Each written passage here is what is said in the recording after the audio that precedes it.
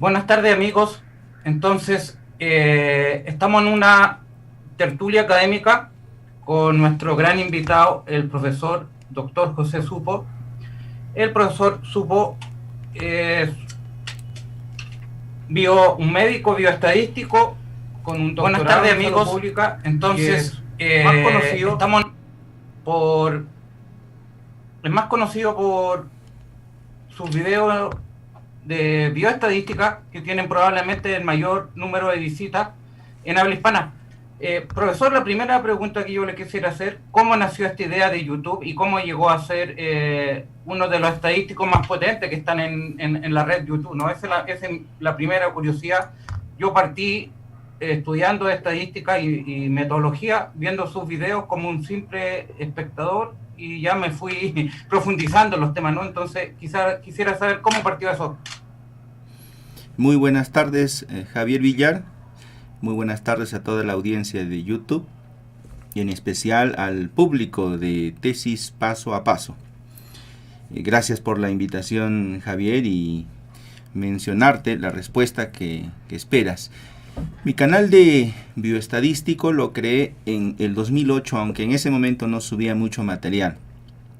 Eran épocas donde no había HD en YouTube y tampoco había el 16:9. Tenías que subir un video medio cuadrado, era 4x3, y la resolución tampoco podía ser muy alta, y tampoco el peso del video en sí mismo, que tú lo subías, tenía que tener una dimensión. Entonces no eran videos de calidad desde el punto de vista de la transmisión. Bueno, dicho sea de paso, en esa época solo cargabas videos, no había transmisión en vivo como la que estamos haciendo ahora.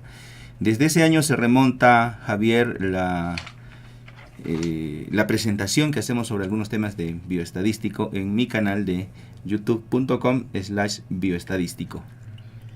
Profesor, y sobre la misma, esto fue, digamos, a modo espontáneo, empezó a subir videos y empezó a tener vueltas, visitas, o aplicó un plan estratégico para llegar a eso. El canal originalmente lo creé para mis alumnos de la universidad. Enseñaba yo en ese momento en un curso de posgrado y muchos de los estudiantes, personas mayores, profesionales, venían de ciudades cercanas a Arequipa. Algunos viajaban 8 horas, otros incluso 10 horas, y también habían los que viajaban hasta 15 horas. Este curso era presencial y se desarrollaba los fines de semana, los días sábados. Entonces, algunos no podían asistir a la clase de fin de semana por las diversas dificultades que tiene un profesional: el trabajo, el hospital, la familia. Y entonces estos materiales yo los grababa para poder suministrárselos a ellos en unos CDs que existían entonces. Y a algunos les faltaba la clase 1, a otros la clase 7, a otros la clase 3, 9 y 14. Y eran muchos CDs. Y aprovechando de la plataforma de YouTube en ese momento, pues lo subíamos al canal de YouTube. Entonces, partiendo con estos temas de la tertulia, ¿no? Una tertulia informal, una conversación. Entonces, como decía la presentación, son los 10 problemas principales en el proyecto de tesis, y adiós a los métodos mixtos. Vamos a tratar de decirle adiós a los métodos mixtos en forma un poco mezclada aquí con los problemas de tesis, ¿no?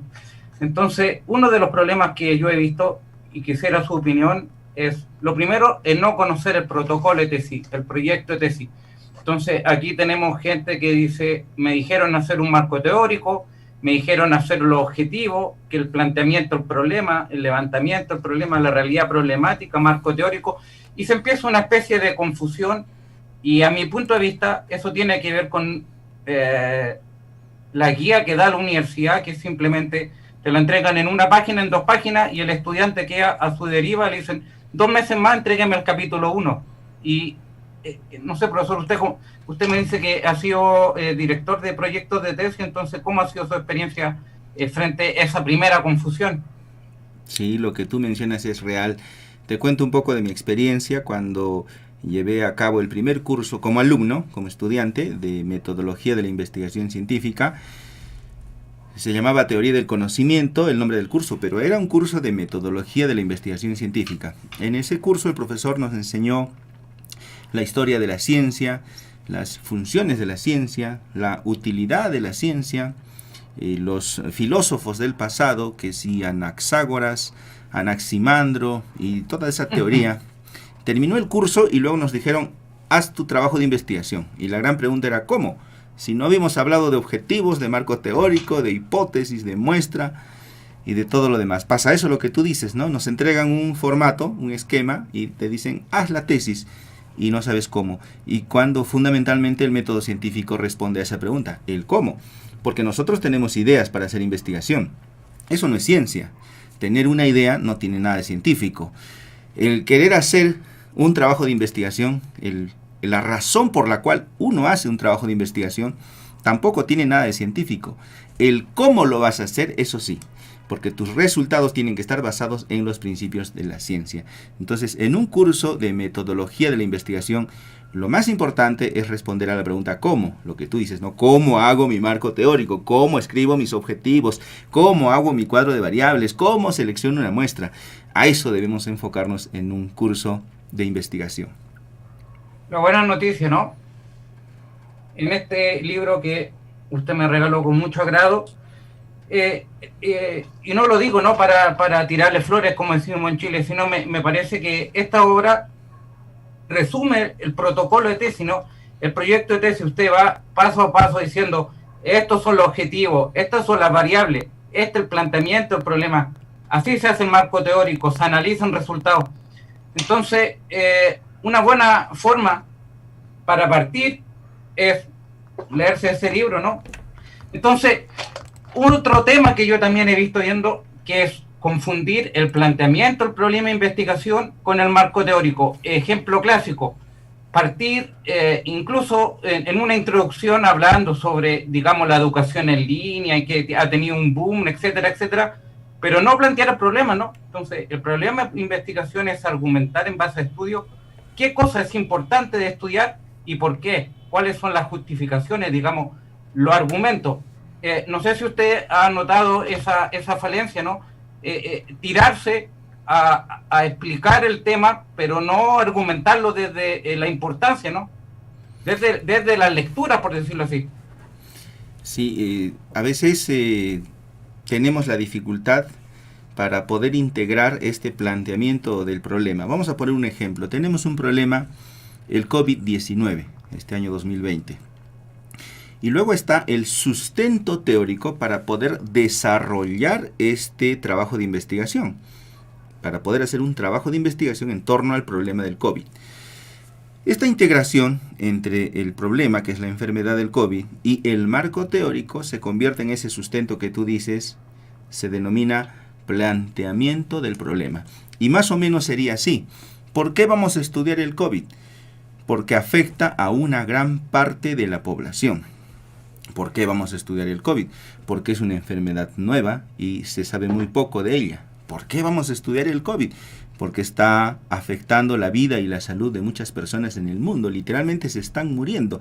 Entonces sí que es una situación problemática. Pero ¿cómo yo llego a esas conclusiones? Porque conozco el marco teórico o porque conozco el estado del arte, como dicen algunos. Vamos suministrándonos información de la que se va publicando con frecuencia en las revistas científicas. Esto no era un problema, Javier, el 31 de diciembre de 2019. Habían 7 personas con neumonía atípica hospitalizadas en un hospital de Wuhan, en China, que les hicieron pruebas para diversas enfermedades, eran negativos para la gripe aviar, para la gripe porcina, para el SARS del 2002, y no se sabía qué era. Entonces, si bien en ese momento nos enfrentábamos a un hecho fenomenológico, pues no afectaba todavía a la población. Entonces, en ese momento es un planteamiento distinto al que tenemos hoy en día. Estamos a día 13 de diciembre de 2022, donde las líneas de investigación acerca del COVID-19 están en torno ya a la vacuna, ¿no? A la consecución de la vacuna. Profesor, una de las inquietudes que me apareció al leer su libro, ¿no? Metodología de la investigación científica, es sobre los estudios exploratorios, ¿no? El señor Sampieri dice que los estudios exploratorios se hacen cuando hay poca evidencia o poco material recolectado, ¿no? Sobre un tema de investigación. En mi opinión, plantear un estudio exploratorio estadístico desde la metodología cuantitativa es posicionar, y eso estoy hablando a modo muy personal, es plantearse en el nivel más bajo de la taxonomía de investigación, ¿no? Dado que casi no hay ningún tema que no haya sido tratado o dejando fuera el virus, ¿no?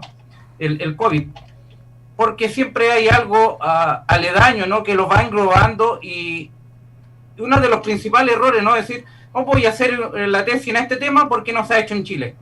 Bueno, uno, no se ha hecho en Chile y no sabemos si no se ha hecho, ¿no? Por la búsqueda bibliográfica.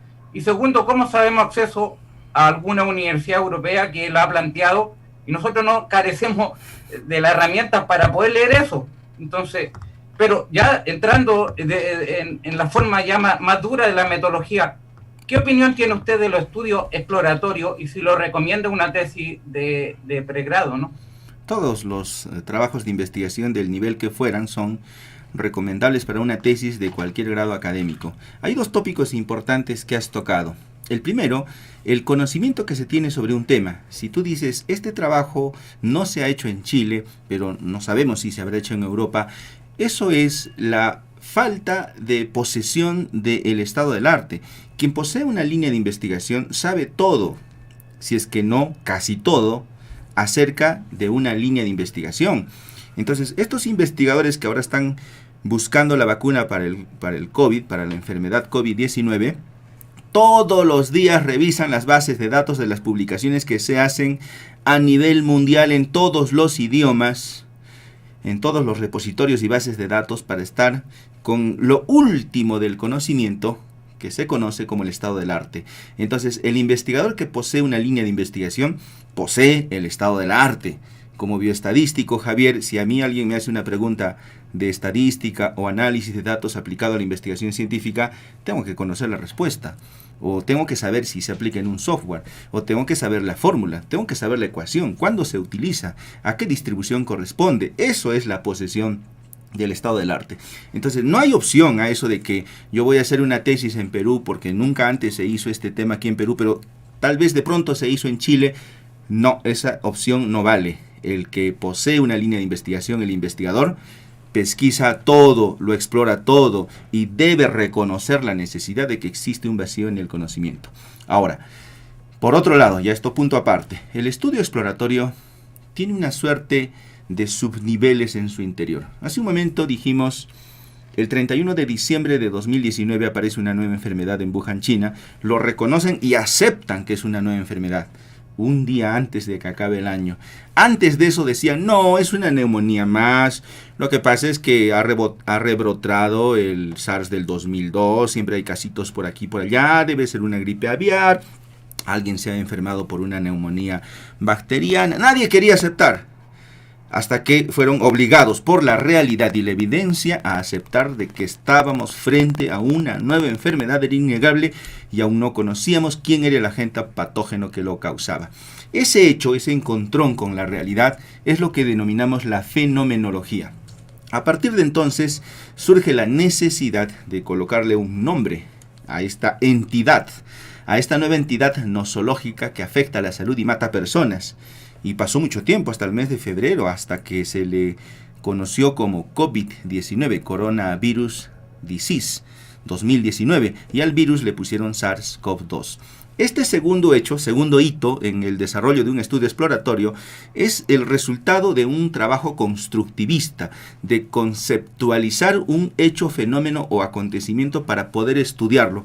Porque si la concepción que tú tienes del COVID-19 es distinta a la que yo tengo, entonces no podemos sincronizar líneas de investigación para avanzar en su estudio y en su solución. Luego, Javier, empezaron a aparecer teorías de que el virus había saltado de un murciélago, que si de un pangolín, es una enfermedad zoonótica, y se encontró que el genoma de este virus ya lo habían secuenciado para entonces, ya estábamos en febrero, tenía un 96% de similitud con coronavirus que afectan a los murciélagos. Claro, a ellos no les causa enfermedad, para ellos es un virus más, pero para el ser humano sí es mortal.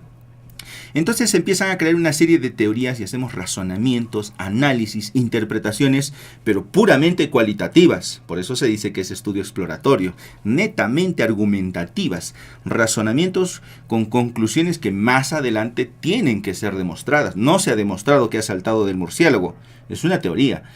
Y finalmente, Javier, para cerrar el estudio exploratorio, donde ya se conoce mucho acerca de la enfermedad, hay que escribir un algoritmo para saber cuándo tú estás frente al problema y cuándo no. Y este algoritmo en medicina es la prueba diagnóstica. Al principio era neumonía, tos, fiebre, malestar general y haber estado en China o haber visitado la ciudad de Wuhan. Eso te hacía el diagnóstico. Pero ya luego para el mes de marzo y abril se establecen criterios diagnósticos y aparece la prueba rápida, la inmunoglobulina, que si es IgG, si es IgM, y luego aparece la reacción en cadena de la polimerasa con retrotranscriptasa inversa. Entonces llegamos a un punto donde ponemos reglas del juego y decimos ya, el que salga positivo en esta retrotranscriptasa inversa tiene COVID-19, el que no, no la tendrá. Y así culmina una fase de exploración a lo que denominamos estudio exploratorio. Tiene momentos. Entonces, el estudio exploratorio es verdad. Nace cuando no se sabe o cuando aparece algo nuevo. Pero también el estudio exploratorio se plantea cuando sí, ya sabemos que existe, pero hay muy poca teoría sobre eso. Y necesitamos fortalecer el cuerpo de conocimientos para seguir desarrollando la línea de investigación. Y en el caso del COVID-19, lo que sigue adelante después de tener la prueba diagnóstica es el conteo. Y especialmente la incidencia día por día, como hemos visto cómo aumentaban los casos de COVID a nivel mundial y por cada país. Profesor, otro tema que he detectado, ¿no?, dentro del proyecto tesis es no saber plantear objetivos. Y voy a referirme un poco a los objetivos que se usan en metodología cualitativa y cuantitativa, ¿no? Desde los estudios exploratorios, que usted prefiere llamarlo en metodología cualitativa. No es lo mismo explorar, describir, sondear, interpretar, analizar y comparar desde una lógica cualitativa que de una lógica cuantitativa. ¿Por qué? Porque posicionándonos desde un estudio exploratorio, el nivel cualitativo, y con esto vamos a enganchar a los métodos mixtos, ¿no? El nivel explorar se refiere a explorar las interpretaciones que tienen las personas sobre algún fenómeno social, ¿no? Entonces, Clifford Geertz, el antropólogo norteamericano, dice que los estudios cualitativos ven interpretaciones de acciones simbólicas. Y eso, profesor, es completamente distinto a decir cómo una persona, ¿sí?, se autopercibe algún fenómeno social que le está afectando. Es muy distinto ese uso de explorar en un estudio fenomenológico a decir explorar los niveles o describir los niveles de insulina en cierto paciente, ¿no? Entonces, aquí la descripción densa es lo que habla Clifford Geertz, ¿no? Y que es la base de los estudios cualitativos, ¿no? Tomar pocas personas, sentarse a conversar con ellas y conocer su punto de vista y tratar de interpretarlo. Ahora, ¿qué es lo que pasa aquí? Y le decimos adiós a los métodos mixtos. El nivel de expertise que hay que tener para desarrollar un estudio cualitativo o cuantitativo demanda un nivel de lectura y de entrenamiento que se toma a la ligera, ¿no? Si uno dice, voy a hacer un estudio fenomenológico, sí, cualitativo, y a mí me gusta la fenomenología o la hermenéutica. Bueno, ¿qué tipo de fenomenología? ¿Qué filósofo? Vamos a usar a Merleau-Ponty, vamos a usar a Schultz, ¿no? Un sociólogo fenomenológico. Vamos a usar el interaccionismo simbólico, que es distinto a la fenomenología. Vamos a usar la hermenéutica. ¿Y qué tipo de hermenéutica? Hermenéutica crítica, ¿no? O sea, con un asidero al cambio de las relaciones sociales. Entonces, ya, tenemos un desafío para hacer algo netamente cualitativo. Y ahora, para hacer algo cuantitativo, el grado de práctica en la estadística que hay que tener, yo llevo años, la verdad, digamos unos 3 años, estudiando métodos estadísticos y todavía tengo dudas. Estoy pensando, no sé, ahora en el análisis factorial. Yo lo puedo hacer, usted me pone el SPSS y yo lo hago y lo escribo, pero lo que está dentro, ¿no? El lograr entender esta transformación lineal, ¿no? De crear factores que son preguntas que se van relacionando entre sí en base a correlaciones, todavía no lo entiendo. Y me voy a pasar un año quizás leyendo antes de entenderlo. Entonces, plantear un estudio mixto significa tener un nivel de expertise en estos dos niveles que francamente en estudios de pregrado inabordable. Para tesis doctoral sí le creo. Ahí uno tiene 2 años para realizar una tesis y tener un equipo incluso de ayudantes. Pero este señor Cregwell que vino y que además Ciampieri empezó a repetirlo, digámosle adiós a los métodos mixtos. ¿Qué es lo que pasa? Cregwell pone el siguiente ejemplo. Pone a una persona, a una judía, ¿no? que fue en la órbita ya cuando estaba la Segunda Guerra Mundial, y dice, no basta con saber el número de muertos, de fallecidos que dio, ¿no? la Guerra Mundial. Lo que tenemos que ver es cómo ella vivió la represalia nazi, y por medio de la historia de vida de esta persona ver las consecuencias que dejó la idea nazi. O sea, el efecto de la invención nazi, ¿no? Creo que a Polonia. Y después pone un segundo ejemplo, ¿no? Pone a la historia de un beisbolista, ¿sí? Que dice, no basta con saber el número de aciertos que ha tenido este beisbolista, sino que queremos ver cómo él vive, cómo percibe su propia vida deportista. Ahora, en lo que está diciendo Cregwell es hacer un estudio cualitativo, ¿sí? Conocer la historia de vida, ¿no? ¿Qué técnica por excelencia puede ser más cualitativa, fenomenológica, interpretativa que la historia de vida? Entonces, eso puede ser un estudio cualitativo, por cierto, con los antecedentes de la matanza más nazi judía y las consecuencias de miles de asesinatos, etcétera, etcétera, etcétera. Pero lo que está proponiendo Cregwell no es algo mixto, es algo cualitativo que nos compraron, nos vendieron como metodología mixta. ¿Y en qué momento se vincula un promedio, un análisis de varianza con las percepciones sociales que tiene una persona sobre su propia vida o sobre un fenómeno político, indígena, ecológico, etcétera? Es mezclar dos niveles, y perdóneme aquí que me explaye un poco, ¿no? Mezclar dos niveles, epistemológico y metodológico, ¿no? Aquí el estudio de los paradigmas de investigación científica de Carlos Ramos señala que hay una diferencia, ¿no? Entre la epistemología, que sería qué estudiar, y la metodología, que sería cómo estudiarlo.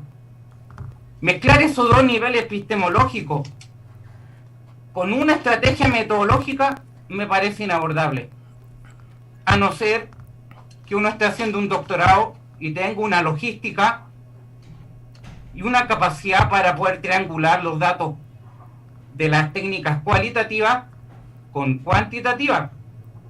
Hacerle una tesis de pregrado, y me ha tocado un poco asesorar a gente que entrevista a profesores, y luego esos mismos profesores, que no son más de 15 en una escuela, le aplico una entrevista.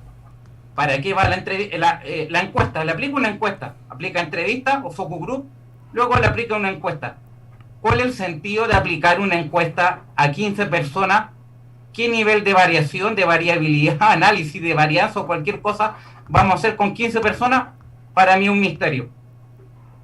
Así que, profesor, ¿qué opina usted de esta piedra que he lanzado? Yo sé que aquí hay varias gente que le llamó la atención esto. Adiós a los métodos mixtos, hagámonos cargo de lo que proponemos en el título de la tertulia.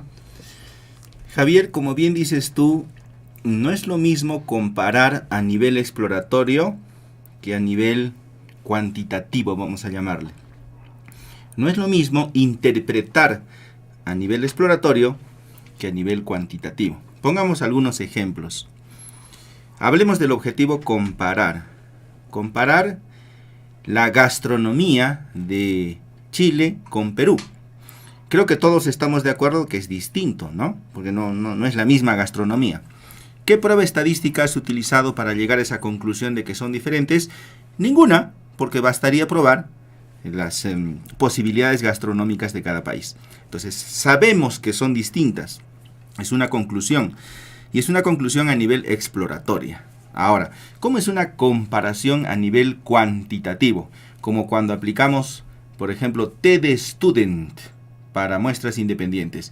Y tú dices, el índice de masa corporal de los varones es mayor que el índice de masa corporal de las mujeres. Prueba estadística, TD Student. Y tienes que encontrar un p-valor significativo con un algoritmo matemático para concluir de que estos dos grupos son distintos. Entonces, comparar a nivel exploratorio o cualitativo amerita un razonamiento, pero comparar a nivel cuantitativo incluye una prueba estadística, pero no le quita el razonamiento argumentativo de la conclusión, porque son diferentes, sino que se suma la prueba estadística.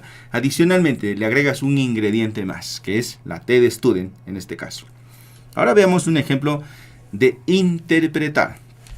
Tú dices, por ejemplo, el COVID-19 tiene un origen en el murciélago. Eso es una teoría. Eso es un razonamiento a partir del conocimiento de que el genoma del coronavirus, el SARS-CoV-2, tiene 96% de similitud genética con el coronavirus de los murciélagos. ¿De dónde más pudo haber aparecido si no es del murciélago? O sea, no hay otro virus que se parezca más. O tal vez sí, si empezamos a buscar más. Pero por el momento, ese es su primo hermano, el coronavirus del murciélago. Entonces, teorizamos y dijimos, salió de ahí. Eso es un razonamiento, eso es una interpretación cualitativa y subjetiva, ojo, subjetiva. Puede aparecer otro animal con un coronavirus con 99% de similitud genética. Ah, entonces ese es el culpable. Y así poco a poco vamos buscando caminos. Pero ¿cómo es una interpretación a nivel cuantitativo? Tú dices, por ejemplo, vamos a asociar la diabetes con la obesidad, porque en los diabéticos hay más obesos, o si quieres al revés, en los obesos hay más diabéticos, entonces han de estar asociados. Prueba estadística, chi cuadrado de independencia, ahí entra la estadística. Y si tú encuentras un p-valor significativo en el desarrollo de este procedimiento estadístico, entonces tú interpretas que la obesidad es un factor de riesgo para la diabetes desde el punto de vista probabilístico, porque mientras más obesidad, más diabetes. Entonces, ¿qué diferencia hay entre la interpretación cualitativa y la interpretación cuantitativa? Que la interpretación cualitativa no hace uso de los métodos estadísticos. Sus resultados no son concluyentes, no son inferenciales, más bien son inductivos y ayudan a plantear hipótesis. Tal vez el virus salió del murciélago. En cambio, la interpretación a nivel cuantitativo, como el ejemplo de la obesidad y la diabetes, tiene todo este razonamiento más la estadística, que en este caso viene a ser el chi cuadrado de independencia.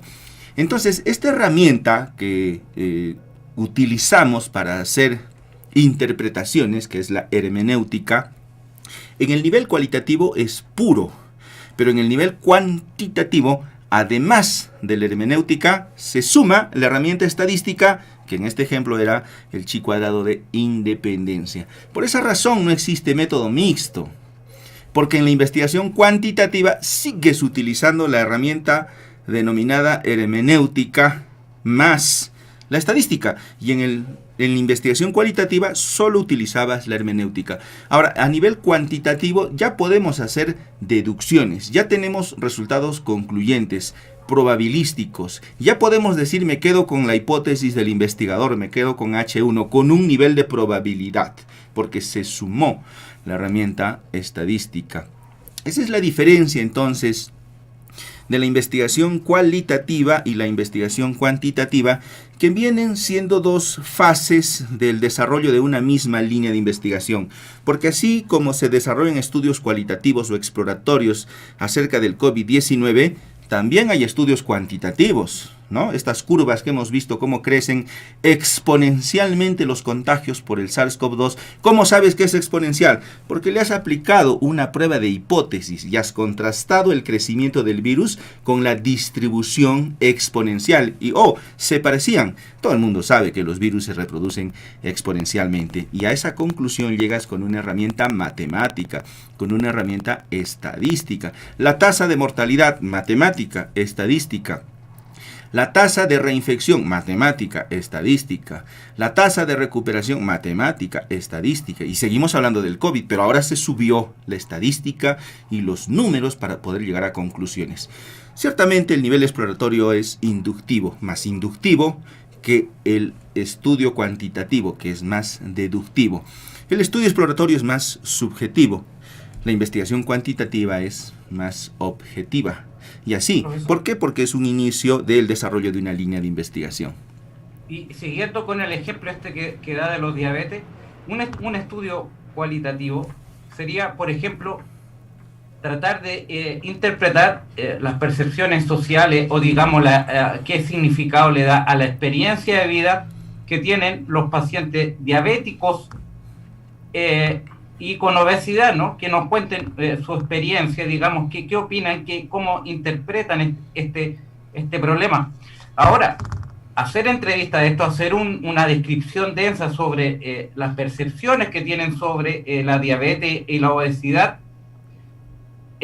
para mí no me queda claro y me parece que no se va a vincular con un estudio cuantitativo, ¿no?, de la diabetes y la probabilidad de ser obeso y contraer diabetes o viceversa, o si la diabetes está impactando estadísticamente a la obesidad o la obesidad está explicando la diabetes.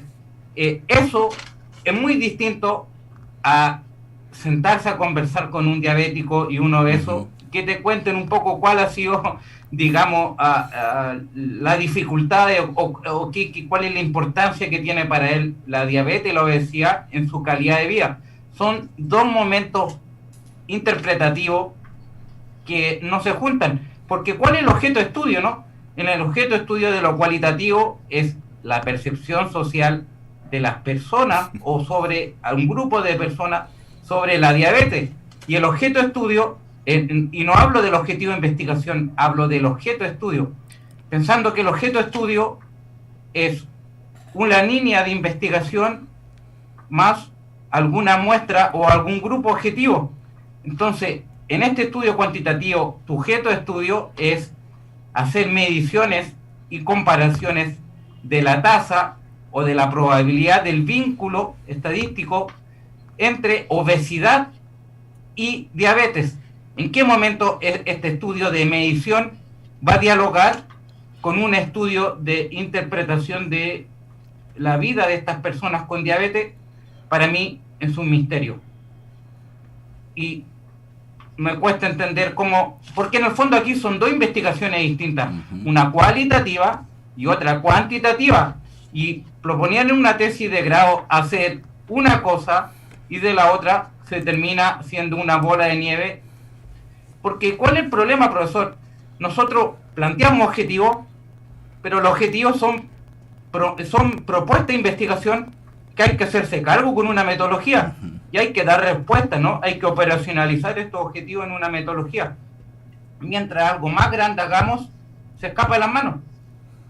Entonces, esa es como mi reflexión final a propósito de los estudios mixtos. Tú le has dado al clavo, Javier, porque no es lo mismo la intención de contar cuántos diabéticos hay en la ciudad, o la prevalencia de diabetes, como la llamamos, y no es lo mismo indagar cuál es la percepción que tiene el diabético acerca de su enfermedad, cómo la vive, o cuál es su calidad de vida, o cuáles son los estilos de vida del diabético, que de pronto puede tener una complicación a partir de la diabetes. Son dos intenciones distintas. Tú tienes que elegir una u otra. Y tú dices, no, yo quiero contar cuántos diabéticos hay en la ciudad. ¿Por qué? Porque vas a establecer un programa de control de la diabetes a nivel del gobierno. O por otro lado, tú dices, no, yo quiero saber cuál es la percepción que tiene el diabético acerca de su enfermedad. ¿Por qué? Porque estás construyendo un instrumento que evalúa la calidad de vida de los pacientes diabéticos. Son dos intenciones distintas porque cuando tú quieres hallar la prevalencia de diabetes, tomas una muestra. Y esta muestra debe ser representativa, porque los estudios inferenciales utilizan muestras representativas. Pero si tú quieres conocer los estilos de vida del diabético, puedes hacer, como bien dices, una bola de nieve. 5, 6, que 7 diabéticos los entrevistamos, técnica de la investigación cualitativa, y ya tenemos nuestras conclusiones o tenemos nuestros resultados que además no son concluyentes y no son inferenciales. Ahí está. Entonces, ¿cuál de las dos intenciones vas a trabajar? Tal vez aquí la confusión está en el sentido de que cuando uno hace un trabajo de investigación cuantitativo, tipo prevalencia de diabetes, no deja de preguntar a los diabéticos la edad, el sexo, los estilos de vida, el consumo de comida chatarra, el consumo de alcohol, el hábito de fumar, la higiene del sueño. O sea que un estudio de prevalencia de diabetes no es solamente decir, sí, el 10% de la población tiene diabetes. ¿Y qué tal si fuera el 15%? Y tú dirías, ¿pero por qué tanto? Es que en esa población hay mucho sedentario. Entonces estás haciendo una interpretación que te permite lanzar una hipótesis. Estás haciendo razonamiento argumentativo, pero no para concluir en este estudio de prevalencia, sino para plantear uno nuevo. Entonces tú dices, bueno, si en esa población hay mucha diabetes, hay 15%, cuando la OMS dice que el promedio de América Latina es 10%, tal vez porque hay mucho sedentario ahí. Y eso tú lo lanzas ya como una hipótesis para un próximo estudio y luego harás una asociación entre el sedentarismo y la diabetes, pero esa ya es otra intención. No estás concluyendo en el estudio de prevalencia de que sí, el sedentarismo realmente pues está asociado a la diabetes. Lo estás descubriendo, lo estás explorando, lo estás analizando. Y a eso algunos le llaman pues método cualitativo. Sí es verdad, sí se utilizan herramientas cualitativas en la investigación cuantitativa, porque no es simplemente lanzar un número y ya. Porque en el estudio de prevalencia de diabetes en la ciudad de Arequipa yo concluiría y diría, bueno, el 10% de la población tiene diabetes, chao, eso es todo, ya me voy, no hay nada más. ¿Te das cuenta? Sin embargo, hay muchas preguntas que se pueden hacer al respecto. Alguien dirá, ese nivel de prevalencia de diabetes es menos que en la capital, ¿y por qué será? Y yo voy a responder, pero no voy a concluir, voy a interpretar en función a los estudios que se hayan publicado de la prevalencia de diabetes en la capital. Entonces, eso es lo que algunos creen que es una mezcla de la investigación cuantitativa, el uso de la estadística y la interpretación, que si es verdad es una herramienta de la investigación cualitativa. Siempre se hace eso, y se hace en el capítulo de discusión de una tesis, cuando se contrastan los resultados del estudio propio con los resultados de otros investigadores. Pero eso no es una contrastación o comparación a nivel de prueba de hipótesis. No vas a aplicar un chi cuadrado de homogeneidad, una T de Student para muestras independientes, no.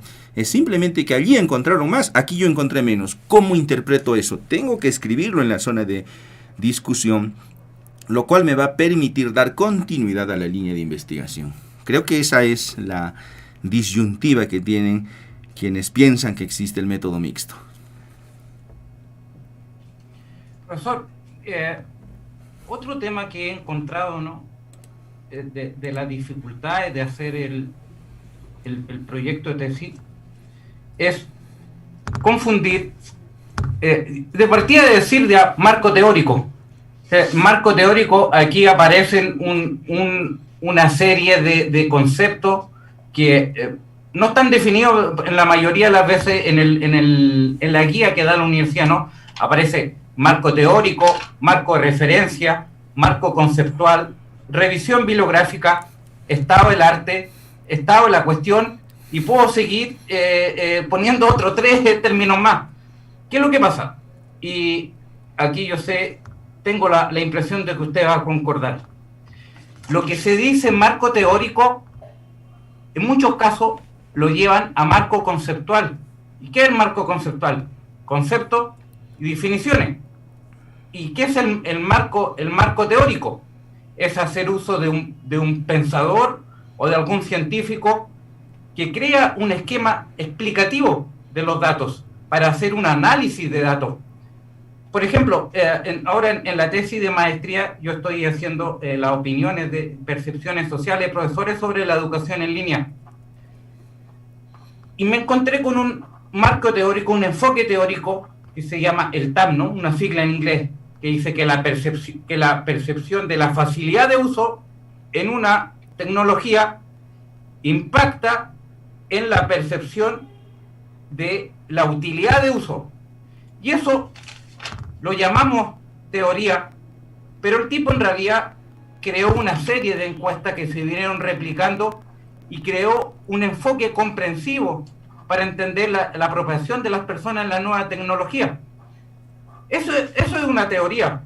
Distinto es los conceptos, ¿no? La evolución de la educación en línea, los tipos de educación en línea, si es sincrónica o diacrónica, esos son marco conceptual. Y la revisión bibliográfica, mi querido profesor, es un tema que muchas veces la tesis no lo tienen y no lo explican. ¿Qué es la revisión bibliográfica? Es hacer uso de los estudios que están publicados sobre nuestro propio objetivo de investigación. Y eso sirve después para contrastar nuestros datos, ¿no? Y usted lo tiene bien claro en este libro, ¿no? En el capítulo de análisis de datos. Y son de los pocos libros en que te dan una verdadera receta para analizar datos. Entonces, el problema con la revisión bibliográfica es que los estudiantes no han sido capacitados, o decirlo así, no han sido entrenados en buscar artículos académicos indexados y crear una especie de relato, ¿sí? La revisión bibliográfica es casi como si fuera crear un documental académico e ir contando qué dicen las encuestas o qué dicen los estudios cualitativos sobre nuestro objeto de estudio. Y ahí parte una confusión del porte de un buque. Si esto es revisión bibliográfica, es que me dijeron que tenía que ser el marco teórico, es que mi profesor me dice que es un marco de referencia. Entonces, ahí estoy lanzando un problema. ¿Cómo lo quisiera conocer usted? ¿Cómo ha vivido esta gran confusión en su experiencia dirigiendo tesis? Hay varios nombres con los que se refieren a este capítulo de la tesis, vamos a ponerle así: marco referencial, marco teórico, marco conceptual, estado del arte, estado de la cuestión. Y existen todos estos nombres porque el método científico se nutre de los diferentes campos del conocimiento. Por ejemplo, el término prevalencia es un término netamente epidemiológico, que significa el número de personas afectadas con una condición dentro de una población.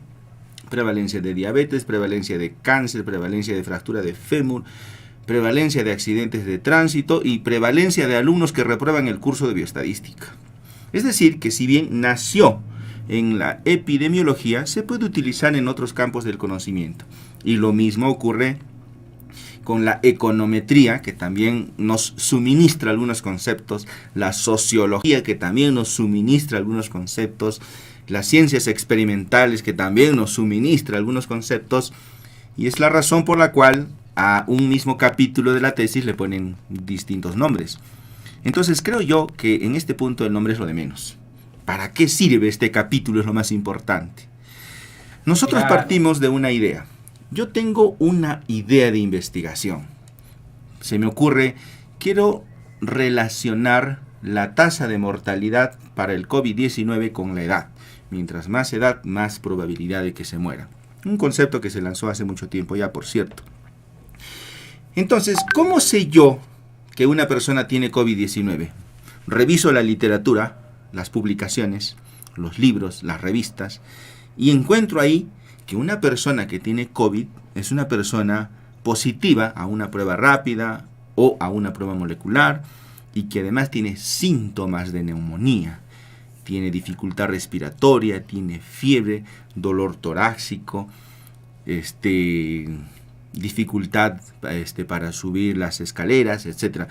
Entonces yo veo que esa persona tiene COVID-19. ¿Cómo sé eso yo? Porque leí, revisé. Entonces toda esa teoría, todos esos conceptos, todas esas teorías, todas esas publicaciones, las agarro y me sirven a mí para sustentar un estudio de relación entre la edad y la mortalidad por COVID-19. Ahora, ¿cómo yo organizo toda esa información que me acabo de traer? Esencialmente la gente va a querer saber qué es COVID-19, qué es SARS-CoV-2, cómo se diagnostica, qué significa muerte, qué significa tasa de mortalidad, qué significa longevidad. Todos esos conceptos los tengo que integrar. Y seguramente también voy a encontrar estudios que hablan más o menos de lo que yo ya estoy pensando, cosas muy relacionadas a lo que denominamos los antecedentes investigativos, con los cuales tendremos que contrastar nuestro propio estudio en el capítulo de la discusión. Entonces, a este marco teórico le sustraemos los antecedentes investigativos y algo queda teoría. ¿Qué nombre le ponemos? Como dices tú, le han puesto muchos nombres, dependiendo del campo del conocimiento. Pero uno de los que se acerca más a lo que queda, si le quitamos los antecedentes investigativos, sería el de marco conceptual, que no es lo mismo que una lista de conceptos. El marco conceptual no es un sumario, no es como un diccionario donde uno emite conceptos. El marco conceptual se puede entender mejor cuando los profesionales de las ciencias de la educación nos comparten el concepto de mapa mental, ¿no? El mapa mental es un concepto arriba, como un pequeño organigrama, porque todos los conceptos están relacionados, están imbricados, están organizados, están jerarquizados para dar sustento teórico a esa intención que yo quiero demostrar en mi trabajo de investigación, en mi tesis. Entonces, lo único que queda fuera serían los antecedentes investigativos. Sí, es verdad que le han puesto distintos nombres, le han puesto estado del arte, estado de la cuestión, revisión bibliográfica, y nuevamente creo que lo más importante es ese sustento, ese sustrato que debe ser esa teoría para entender el propósito de nuestro estudio, para definir bien las variables operacionalmente, para plantear buenos objetivos y plantear una estrategia metodológica y estadística para resolver esa intención investigativa. Y sobre lo mismo, profesor, algo que también he detectado, que me he ido dando cuenta en mi propia experiencia, ¿no? como tesista de maestría, ¿no? Yo estoy terminando la maestría en pedagogía universitaria en la Universidad Pedagógica de Chile. Entonces, una falencia también es no ajustar el objetivo de investigación al marco teórico, y el marco teórico no ajustarlo a los objetivos. Porque ¿qué es lo que pasa, mi querido profesor? Y usted lo sabe mejor que yo. La metodología tiene que dar cuenta, tiene que operacionalizar las categorías que están en el marco teórico. Si uno está tratando ciertos temas en el marco teórico y eso no se traducen en objetivos, los objetivos no van a traducir en metodología lo que se buscó teóricamente. Entonces ahí empieza una especie de confusión o de incoherencia, que es típico cuando te dicen en la tesis, entrégueme el capítulo 5, marco teórico, y uno va, escribe, lo cierra, luego el otro mes te dicen, entrégame el capítulo metodología, y en qué momento dialoga la metodología cualitativa o cuantitativa con el capítulo de marco teórico. ¿Y qué es lo que pasa después?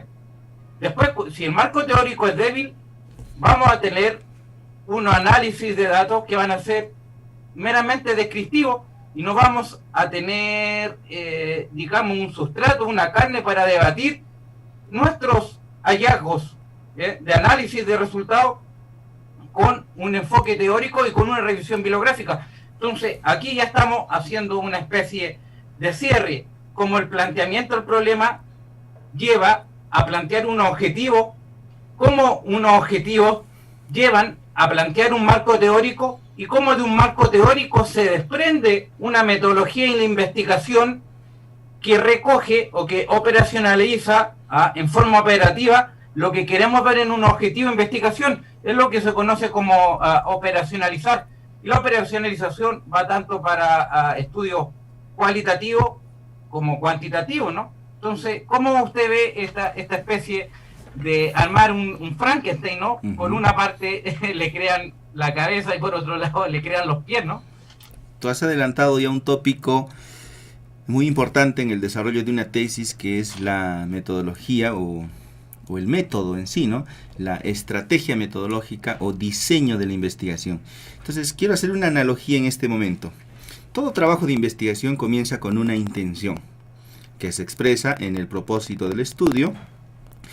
Luego tú desarrollas un marco teórico que sustenta todo lo que vas a hacer, y luego presentas una estrategia metodológica que llamamos diseño. Llevémoslo al mundo cotidiano. Tú tienes una intención. El fin de semana te vas a ir a una fiesta, se casa tu prima. Eso es una intención. Entonces necesitas un traje. Y luego entonces vas donde un sastre. Y luego este sastre te entrega un traje, ¿ya? Este traje tú le darás las características, será de color azul, camisa blanca, corbata roja, tendrá botones, 2 botones adelante, etc.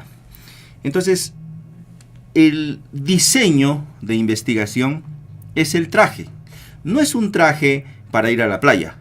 No es un traje para jugar al golf. No es un traje para jugar básquetbol. Tampoco es un traje para ir a la biblioteca. Es un traje para que vayas al matrimonio de tu prima. Entonces tiene que ser un traje bien cortado. ¿Cuál sería el marco teórico en esta analogía?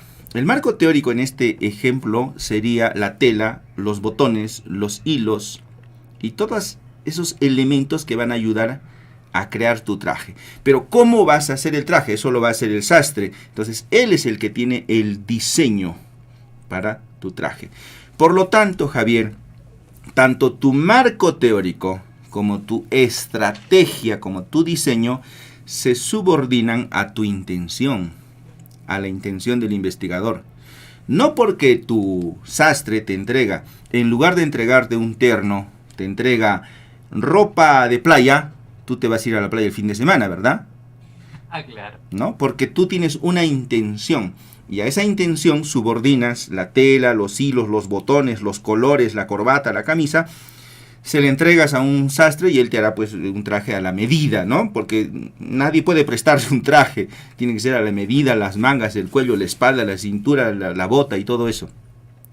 Entonces, este es el esquema que nosotros seguimos. Una intención quiere decir al matrimonio de tu prima el fin de semana. El marco teórico es la tela, el hilo, los cierres, los botones que hay que armar.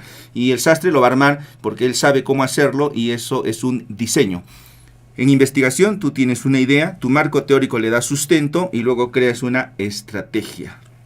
Y tanto la estrategia como el marco teórico se subordinan a tu idea.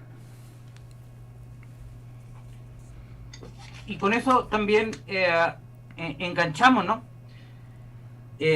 Una de las principales también falencias de la tesis, y no solo de la tesis, ¿no? Incluso en las publicaciones, ¿no? No es debatir los datos con el marco teórico. Y usted lo dice aquí en este libro, ¿no? También, que antes de plantear las conclusiones, ¿no? Hay que pasar por un ejercicio de análisis, primero descriptivo, luego, si es estadístico, tabla bivariada, tabla de doble entrada, prueba de hipótesis, ¿no? Y ahí ya estamos pasando a un segundo nivel, que es pasar de una mera descripción a una comparación de variables, ¿sí? Un estudio bivariado. Y a eso vamos a aplicarle la famosa prueba de hipótesis. Y luego de eso, ya, podemos analizar los resultados. Muy bien, ¿no? Llegamos a conclusiones, describimos, comparamos, vimos variables, hicimos prueba de hipótesis, redactamos nuestros resultados. ¿Y cuál es el paso que a veces, por falta de experiencia, ¿no? Caemos en no dialogar los datos con el marco teórico? Y ahí queda una tesis un poco como una especie de jalea, ¿no? Algo que se mueve, pero que no tiene algo denso, ¿no? ¿Sí? Ujú. Muchos antropólogos dicen que en realidad el fuerte de la antropología es, claro, ir a terreno, obtener sus datos, pero darle una interpretación teórica, ¿no? Conceptual. Y esto mismo es con lo que pasa aquí en el protocolo de tesis. Analizamos los datos y luego no contrastamos con el marco teórico, entonces esta charla pareciera más, ¿no? Más que decirle adiós a los métodos mixtos que ya le estamos diciendo adiós, a una especie de conversación de cómo armar un protocolo de tesis. ¿Cómo ve usted ese vínculo, ¿no? Ujú. De los datos. Y se lo pregunto, ¿no? Porque en su libro, usted da la ruta. Y de verdad a mí me sorprendió, ¿no? Usted me pidió que hiciera una reseña para el libro, ¿no? La subiera a YouTube. Y yo dije, bueno, un libro más de metodología, ¿no? Me leí cuánto y qué cosas nuevas voy a aprender, ¿no? Pero me sorprendió, ¿no? Porque usted aquí, en el capítulo, tiene un capítulo de cómo analizar datos. Y dice, descriptivo, bivariado, prueba de hipótesis, análisis de resultados, conclusiones. ¿Cómo usted ve ese vínculo o cómo en su experiencia, no? Y aquí estoy preguntándole más a su experiencia, cómo usted le ha tocado ver esta especie y eso pasa también como por un profesor guía que donde dice, bueno, estos datos que analizaste tienes que poner a dialogar al marco teórico. Y eso es como el diálogo con el marco teórico es como si estos autores estuvieran vivos y uno entrar en una especie de conversación, ¿no? diciendo, del mismo modo, como dice esto, nuestros hallazgos refutan la idea o encontramos ciertas diferencias. ¿Cómo la ve usted este tema, profesor? La relación entre la discusión, conclusiones con el marco teórico es vital. Vamos a poner un ejemplo. La OMS, Organización Mundial de la Salud, indica que la prevalencia de diabetes para Latinoamérica es del 10%. Esto es un dato grueso, por cierto. Entonces, ¿qué tal, Javier, si tú un día haces un estudio de prevalencia de diabetes en Santiago, específicamente en la localidad donde resides, y encuentras que la prevalencia de diabetes en tu localidad es del 2% nada más, y no del 10% como se esperaría, de acuerdo a esta cifra que nos lanza la Organización Mundial de la Salud? Publicas tu trabajo y yo te digo, 2%, ¿qué características tiene tu población?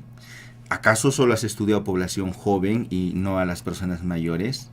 ¿Acaso la comunidad donde has hecho el estudio eran todos atléticos, consumían frutos frescos del campo, no conocen McDonald's, no conocen fast food? ¿Acaso el lugar donde tú vives está lleno de gimnasios y la gente se ejercita, nadie fuma y nadie consume alcohol? Es una población súper sana. ¿Qué características tiene esa población? Esa es la pregunta que te haría cualquier persona. Por tanto, tú eso ya lo tienes que incluir en tu discusión. Y tú dices, si yo encontré el 2% de prevalencia de diabetes, cuando otros estudios de hace 5 años en la misma ciudad encontró 10%, ¿qué ha sucedido? ¿Y cómo sabes tú que hace 5 años la prevalencia era 10%? Porque está en tu marco teórico. De ahí lo sacas, ¿no? Entonces contrastas tu resultado con los datos de tu propio marco teórico para hacer ese análisis que no va a concluir, sino más bien va a despertar discusiones, razonamientos e incluso puede plantear nuevas hipótesis para nuevos estudios. ¿Es importante? Por supuesto que sí. No es simplemente responder a la pregunta de investigación, no es simplemente dar una cifra y ya. Definitivamente que no. Entonces, esa discusión que nosotros llamamos se hace esencialmente con lo que está en el marco teórico que habíamos consignado previamente. Profesor, ahora, siguiendo, no sé si se han fijado, estoy tratando de seguir la línea conceptual, ¿no? De cómo se plantea una tesis, planteamiento, problema, pregunta, investigación, objetivos, marco teórico, metodología, análisis de resultados. Y ahora nos quedamos con el último tema, ¿no? ¿Cómo ¿qué son? Primero le pregunto a usted, ¿no? ¿Qué son y cómo se crean las conclusiones y posteriormente las propuestas de investigación o la creación de una futura línea de investigación para la gente que lee la tesis, ¿sí? Recoja las propuestas, ¿no? Porque las recomendaciones son ideas de investigación que alguna otra persona eventualmente podría responder, pero hay una especie también de confusión. ¿Cuál es la diferencia entre el análisis de datos o la discusión con el marco teórico con las conclusiones? Yo tengo la idea de que las conclusiones es, a propósito del análisis de los datos, hacer afirmaciones y reflexiones desde la disciplina, ¿no? Yo que soy sociólogo, las reflexiones las hago desde la sociología, desde el vínculo de la teoría social con el análisis de datos. Y usted, que es médico, quizás podrá dar otra opinión a eso. Estamos hablando del análisis de datos estadístico, la interpretación y las conclusiones. Como bioestadístico que soy, Javier, yo podría analizar los datos de cualquier tesis en cualquier línea de investigación. Solamente me das el enunciado o título, tus objetivos, tu cuadro de variables y tu base de datos. Nada más necesito. Pero para poder hacer una interpretación, ahí sí que no podría hacer la interpretación de tu tesis en sociología. ¿Por qué? Porque los datos se tienen que interpretar en el contexto de la línea de investigación. Por ejemplo, si queremos saber si la obesidad es un factor de riesgo para la diabetes, esta es una intención epidemiológica, alguien dirá, utilicemos el diseño de casos y controles. Nos vamos al hospital, ubicamos 100 diabéticos y luego lo comparamos con 100 no diabéticos y vemos que en qué grupo hay más obesos. Y en aquel grupo, sospechamos que en los diabéticos hay más obesos. Si es que esta diferencia es significativa, entonces los dos grupos son distintos. El análisis de datos nos dice, Javier, que los dos grupos son distintos, que probabilísticamente hay más obesos en los diabéticos respecto de los no diabéticos de acuerdo a mi estrategia del diseño de casos y controles. Pero mi interpretación, ya estoy en el otro lado, indica que la obesidad es un factor de riesgo para la diabetes, no es una causa. No estoy haciendo análisis de causalidad, estoy hablando de una condición que incrementa la probabilidad de enfermar. Ya, eso lo sabe el epidemiólogo. No te va a decir es la causa. La obesidad no es la causa de la diabetes, pero sí una condición que puede hacer que desarrolles diabetes con mayor probabilidad que aquel que no tiene obesidad. Esa interpretación solamente te lo va a hacer un médico. Pero el análisis de datos, el grupo de diabéticos con el grupo de no diabéticos y comparamos la proporción de obesos y hacemos el chi cuadrado, eso te lo hace cualquier estadístico. Ese análisis de datos, cualquier estadístico, y a partir de esa conclusión de que los grupos son distintos, hacemos la interpretación y eso solo lo puede hacer el autor del estudio. Ahí no puedes contratar a nadie. Y luego concluyes. ¿Cómo concluyes? A partir de los objetivos. Hay una conclusión, dicen los autores, acerca de cada objetivo, pero hay una conclusión adicional, que es la intención del investigador. En este mismo ejemplo, como título podríamos tener obesidad como factor de riesgo para la diabetes. Y mi estrategia, mi diseño es el diseño de casos y controles. Hay otros diseños, hay otros caminos. No es el único método, no es la única vía. Yo decidí utilizar el diseño de casos y controles. ¿Por qué? Porque si yo hiciera un estudio completamente aleatorio, entonces ubico 100 personas a ver cuánto de obesidad hay en esas 100 personas. Y en esas 100 personas, cuánto de diabetes hay en esas 100 personas. Y oh casualidad, esas 100 personas son estudiantes de medicina de la universidad local y como son jóvenes, nadie tiene diabetes. Entonces, ¿qué vas a asociar si no hay ningún diabético? Por esa razón me aseguro y me voy al hospital para sacarme 100 diabéticos para compararlos con 100 no diabéticos. Y eso solo es una estrategia, eso es una opción. Y de esa opción, de esa estrategia del diseño de casos y controles, que es un diseño comparativo, encuentro que hay diferencias, pero mi interpretación va más allá e indica lo que dice mi intención. ¿Es acaso la obesidad un factor de riesgo para la diabetes? Esa viene a ser la conclusión adicional a los objetivos propuestos, porque en este mismo esquema, ¿cuáles serían los objetivos?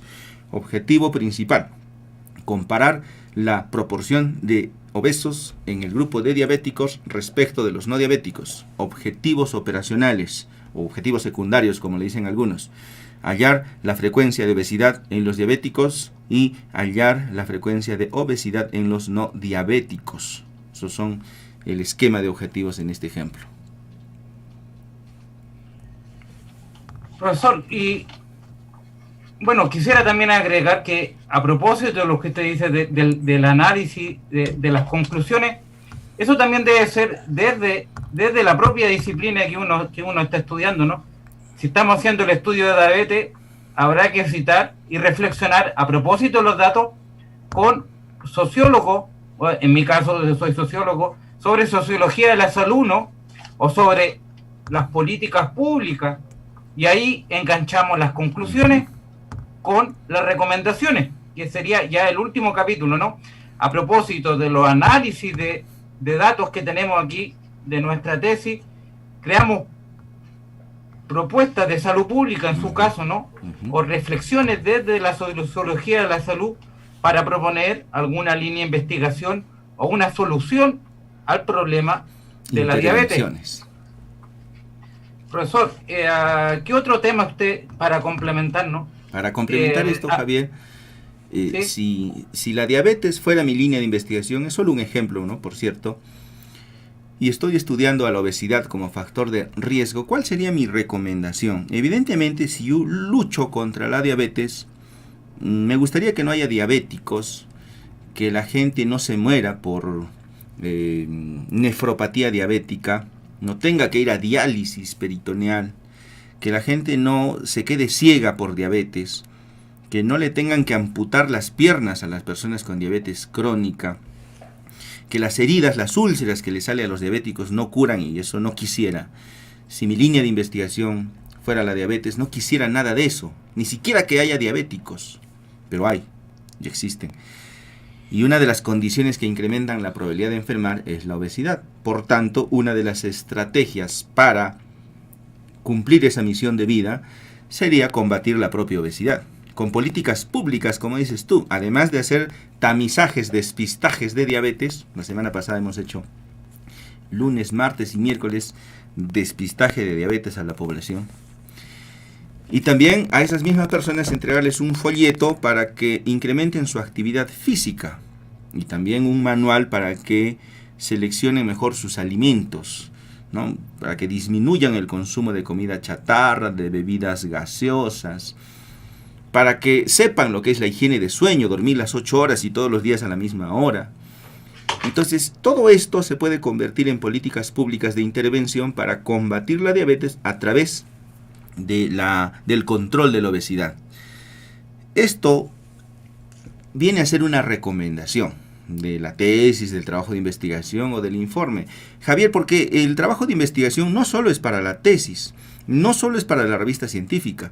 La semana pasada hicimos una campaña de despistaje de diabetes aquí en la localidad, 3 días en 3 locaciones, y tenemos datos y los hemos analizado y hemos sacado conclusiones. ¿Eso es para una tesis? No. ¿Es para llevarlo a una revista científica? Podríamos, pero la finalidad no era esa. La finalidad era detectar la prevalencia de diabetes y sobre esas personas diagnosticadas hacerles pues que vayan a hacer su consulta al endocrinólogo y hablarles algo de los estilos de vida saludables, sensibilizarlos más para que hagan más actividad física, para que mejoren su consumo de alimentos, para conseguir un beneficio sobre ellos. Entonces la investigación no es, como a veces creemos, solo para la tesis o para el artículo, sino también para plantear recomendaciones a la población estudiada.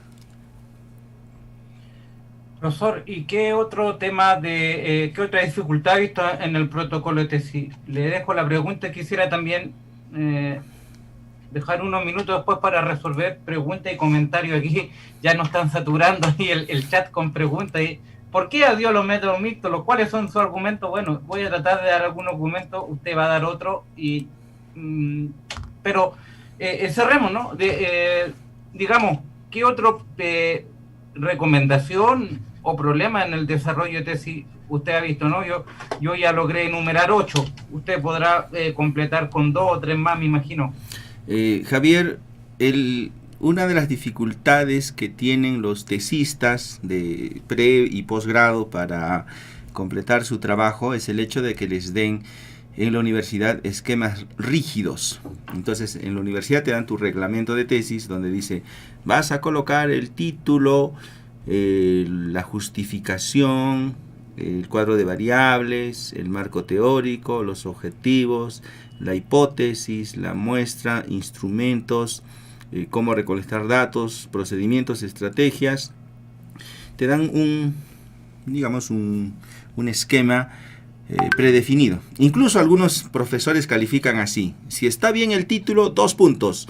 Si está bien la justificación, 2 puntos. Si está bien el marco teórico, 2 puntos. Y si no está tan bien, 1 punto nada más.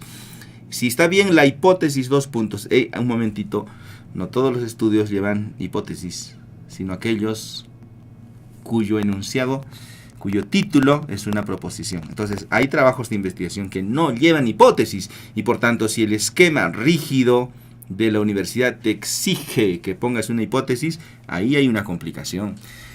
Y entonces el alumno, el tesista, se ve forzado a inventarse alguna suerte de hipótesis para ponerlo ahí en la tesis. 1, tú me has pedido 2. Número 2. Entonces nos fuimos a negro, ¿no? Si puede mirar la señal. De pronto, si podemos ir, si encuentra algún otro tema de tesis lo puede decir, y si no podemos ir respondiendo preguntas, ¿no? Muy bien.